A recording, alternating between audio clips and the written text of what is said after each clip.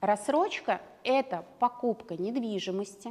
Вы подписываете договор долевого участия, где зафиксирована конкретная квартира в конкретном объекте с конкретной стоимостью.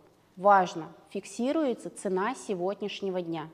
И по условиям договора вы вносите только часть оплаты. Предположим, у вас есть 1 000 000. Остаток вы вносите в определенном графике, утвержденном застройщиком. Сегодня есть рассрочки и без фиксированных платежей на этапе строительства, и есть с фиксированными минимальными платежами. И эта форма оплаты чем отличается от ипотеки? Первое. Нам не нужны подтверждения ваших доходов. То есть это не кредит. Квартира не находится ни у кого в залоге. Это ваша квартира. У вас по этому договору есть обязательство внести определенную сумму денег в определенный срок.